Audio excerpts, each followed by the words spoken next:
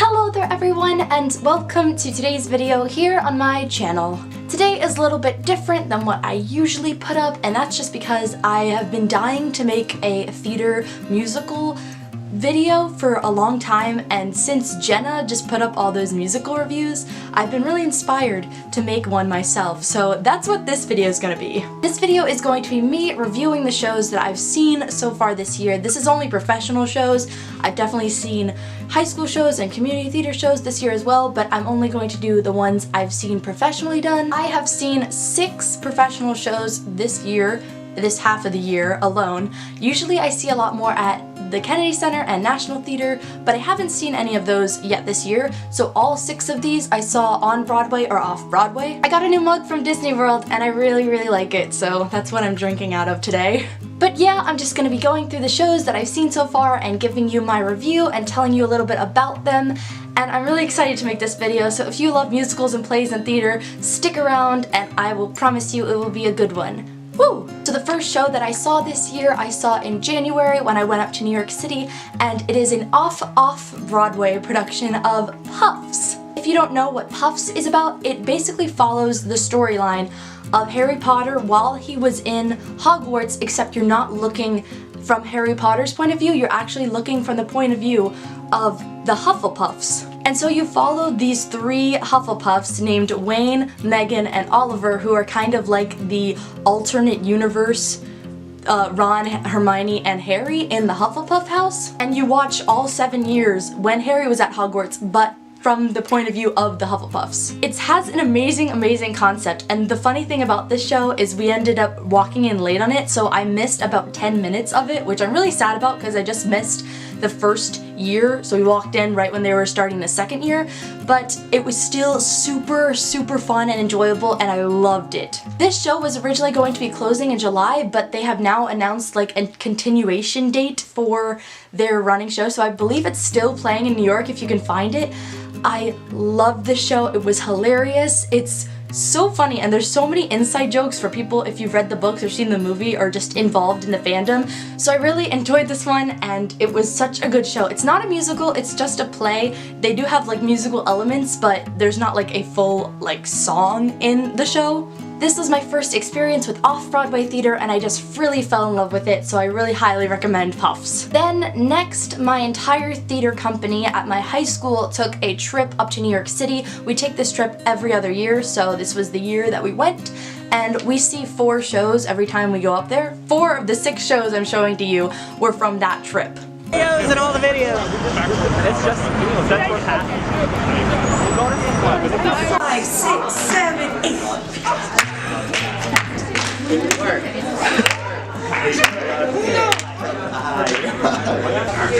Hey guys. Hey. Hey Jenny. Hey Nim. Austin. Hey. The first show that we saw was The Glass Menagerie, which was starring Sally Fields at the time. This has closed on Broadway, and I'm really sad because it was really amazing. It is a play by Tennessee Williams, and it follows this mother and her son and her daughter, and it's just really good, and I don't really want to explain it because I feel like it kind of gives it away. If you don't know the story, I really recommend reading the play. It's really good, and it's only about 70 pages, and since it's a play, you like speed through it, but it's so amazing, and watching it with Sally Fields, it was so good. Then the guy who played Sally Fields' son in the show was actually the director of Wicked. The staging of the show and the lighting and the props they used, it was just really amazing. I wish it had won a Tony, but sadly it was only nominated for 1. Still kind of bummed about that, but I really enjoyed this show. Next show I am going to talk about is a show that I saw that day after I saw The Glass Menagerie in New York. And this is a show that I was anticipating for so long, and I finally got to see it when I went on this trip, and oh my goodness. And that show is Waitress, the musical. This show is the best show and my favorite show of all time. It's the best show I've ever seen, and I've seen like over 30 plus shows in my lifetime. I was just blown away by this show. If you don't know what Waitress is about, it is about a girl who's in this abusive relationship, and she works at a diner and she really enjoys baking pies. But then there's a slip up one night and she ends up getting pregnant with her abusive husband as the father. Really not in a good place in her life right now, and she wanted to get out of it, and this baby is kind of holding her down, but then she starts having an affair with her gynecologist. That synopsis might be a little dark, but it's actually hilarious. Like, it's the single-handed most hilarious Broadway show I've ever seen. It's off the charts funny, but it's also super, super deep and meaningful. The music is written by Sarah Bareilles, so the songs are just incredible, and Sarah actually was the lead, not when I saw it, but a week after I saw it with the original Jessie Mueller, and she was fabulous. I didn't know how this show ended because if you listen to the soundtrack, you can't get the full story, which I think is the best way to do a musical soundtrack, so you have that sense of surprise. And so when I went in, I didn't know what to expect from the ending, and oh my goodness, it is one of the most heart-wrenching things and the most beautiful pieces of theater I've ever seen. Oh my gosh, this show is still on Broadway, and it just got a new lead actress in the lead role. So if you ever find yourself in New York, head straight for Waitress. Like, get tickets and go. You will not be sorry. They sell pies to you in your chair, like in the audience. They come around and sell pies to you because she bakes pies and works at a diner. It's the most amazing thing you will ever experience. So it was just amazing to see this musical, which has become like a mainstream musical, with a amazing female lead who has an incredible voice and song selection, and it's just, oh my gosh, it's breathtaking. But it's also not a love story, and that's what I really loved about it. It's a take back your life story and show the world who you are story, and oh, it inspired me so much. The next show I saw was the same day that I saw Waitress. I saw Waitress as the matinee, and then I went and saw this show at night. And I have a little bit of an interesting thoughts on this show. Many people don't agree with me on my thoughts on this show, and that's fine. You can always voice your opinion in different ways than mine. I'm not the end-all be-all. But this show just didn't really do it for me, so I'm gonna get into that now. And that show is Natasha Pierre and the Great Comet of 1812. It might have been the fact that I saw this show the same day I saw Waitress, which was the most amazing theater I've ever seen, but this show just didn't do it for me. I just think there was something about it that rubbed me the wrong way when I saw it, because I left that theater just not into it and really confused. I will argue that this show is a show that is trying to be a show, so it's trying its hardest to be entertaining, but it kind of loses out on its story and its characters and its plot, which are really what I look for in a musical or a play. The plot was just a big mess almost. Like, it was really simple, but it also like wasn't there a lot of the time. I left the theater being like, I don't really know what happened, and then I read the Wikipedia page and being like, wait a minute, I understood all of that, it just wasn't enough. Just wanted more from the characters and the plot with the show, and instead I was getting strobe lights and dance numbers and insanity. Don't get me wrong, the lighting, the costumes, the set, and the music and the dancing were all incredible, but to me, as someone who's been studying musical theater for this long, it just didn't do it for me. I think that I am someone who looks in it for the story and for the meaning, and it just wasn't there with this one, and I'm really sad because I wanted to enjoy it.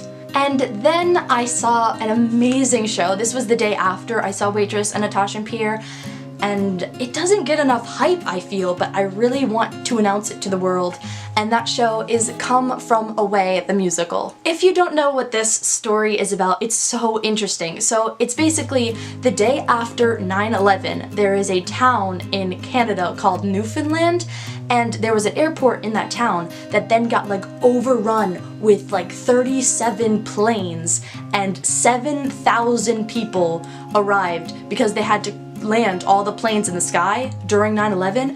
So it's about this town and how they're taking in all these refugees from these planes from 9/11, and they're just welcoming them into their town, and it goes through people's individual stories about what happened during 9/11, and this is a true story, and it's just breathtaking. The cast is phenomenal. The way they portray these characters, they each play about like 10 different characters, and they have like 10 different distinct accents, which is insane. And the music kind of has this like folk style guitar drums kind of like aesthetic to it, and if you don't know what that means, you should definitely go check out the soundtrack.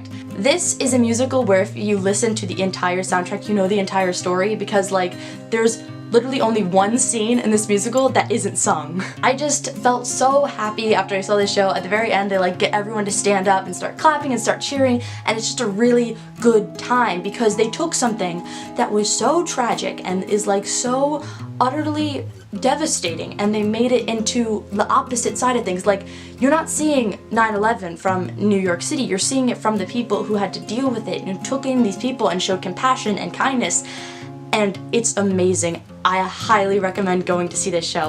Not gonna lie, still kind of bitter that it didn't win more Tonys. Definitely should have won Best Musical. I'm sorry. It's amazing. The last show that I've seen so far this year was also in New York. I saw this May 5th, and my aunt took me up to New York, and this was my graduation present from high school, and we went and saw The Lightning Thief, the musical. This was everything I wanted from the movie in a musical, which made it so much better. The cast was perfect. Like, obviously they're not gonna be 12-year-olds because you can't get 12-year-olds to work on Broadway and not have child labor laws. That would just been too much to deal with.